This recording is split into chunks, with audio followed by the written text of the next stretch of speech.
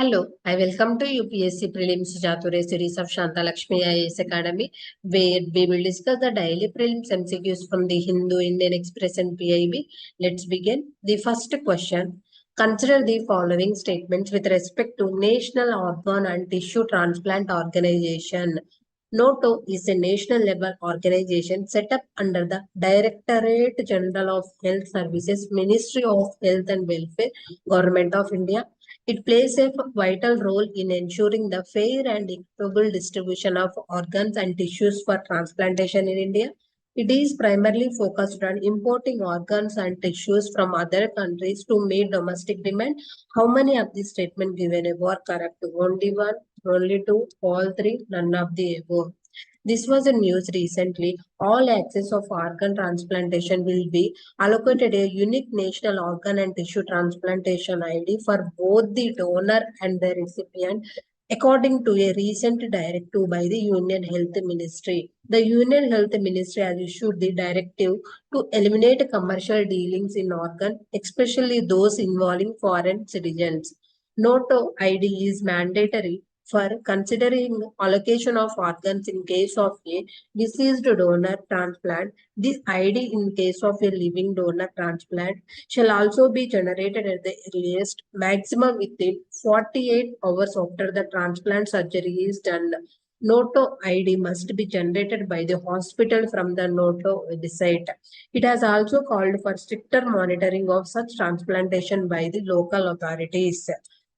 About NATO is a national level organization set up under the Directorate General of Health Services, Ministry of Health and Family Welfare, Government of India. It functions as the apex center for all India activities of coordination and networking for procurement and distribution of organs and tissues, registry of organs and tissue donations and transplantation in the country. It has following two divisions. One was National Human Organ and Tissue Removal and Storage Network. It would function as the apex center for all India activities of coordination and networking for procurement and distribution of organs and tissues and registry of organs and tissues donation and transplantation in the country. This has been mandated as per the Transplantation of Human Organs Amendment Act 2011. National Biomaterial Center, that is nothing but National Tissue Bank. The Transplantation of Human Organs Act 2011 has included the component of tissue donation and registration of tissue banks. The main thrust and objective of establishing the center is to fill up the gap between demand and supply, as well as the quality assurance in the availability of various tissues. Activities: coordination for tissue procurement and distribution, donor tissue screening, removal of tissues and storage, preservation of tissue, laboratory screening of tissue, tissue tracking, sterilization record maintenance, data protection and confidentiality, quality management in tissues, patient information on tissues, development of guidelines, protocols and standard operating procedures, trainings, assisting as per requirements in registration of other tissue banks. So the answer is only two, because it is not primarily focused on importing organs and tissue from other countries to meet domestic demand. Moving to the next question. Capri City, recently seen in news, is located in which country? Option A, Italy. Option B, France. Option C, Japan. Option D, Russia.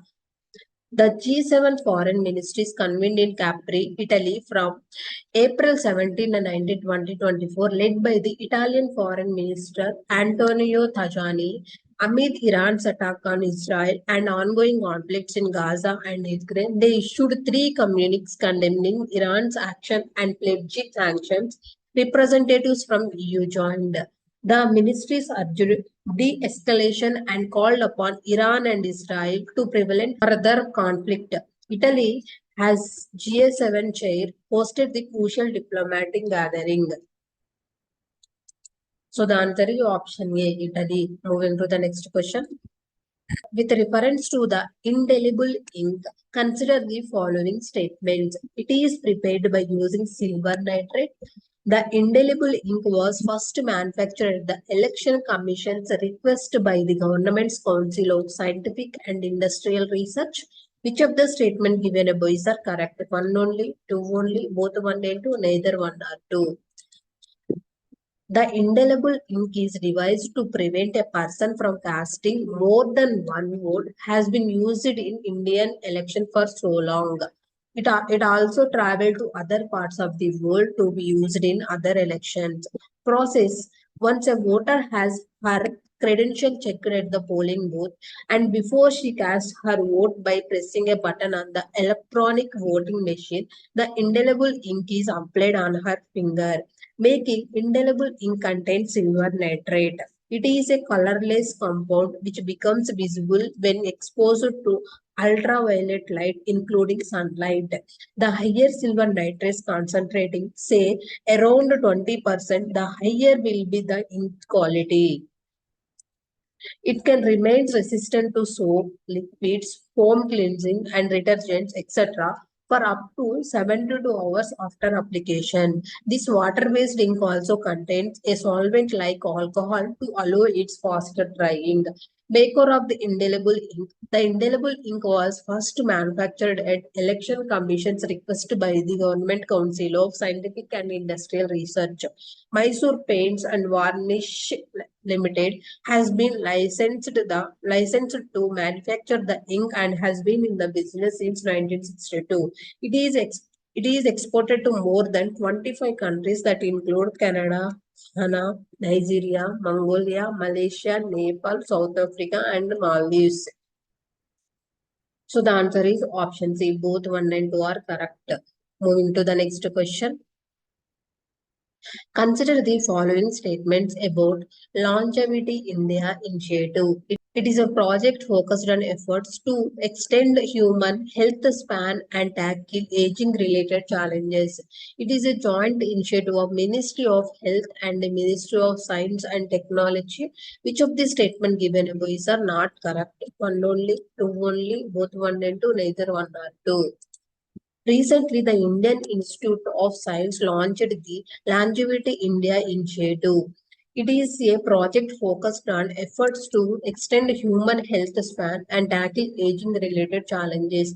The initiative have also a large-scale clinical study that will involve researchers from multiple IISc departments, clinicians, industry, philanthropists, and civil society. This initiative seeks to enhance the understanding of aging through both fundamental and applied research and to develop solutions that can improve quality of life. Funding. The initiative has received initial grant funding support from Prashant Prakash, founding partner, ACL India. Significance. India's elderly population projected to surge to 347 million by 2050. It is imperative that there is a need to leverage technology to provide accessible geriatric healthcare, nurture the silver economy, and invest in digital systems that support aging populations. So the answer is two only, because it is an initiative of Indian Institute of Science, not initiative of Ministry of Health and Ministry of Science and Technology. Moving to the next question. Mount Ruang, which initiated its eruption recently, is located in option A, Italy, option B, Philippines, option C, Fiji, option D, Indonesia. Mount Ruang, it is a stratovolcano located in Indonesia's North Sulawesi province. Stratovolcano, it is a tall, steep, and cone-shaped type of volcano. Unlike flat shield volcanoes, they have higher peaks. They are typically found above subduction zones and they are often part of large volcanically active regions such as Ring of Fire that frames much of the Pacific Ocean. It is a 725-meter volcano. The summit of Ruang stands 10,932 feet above the sea level with a caldera that is about 2 miles wide. From its summit, clad at peak in the south, that offs you to the north and turned to the east can all be seen.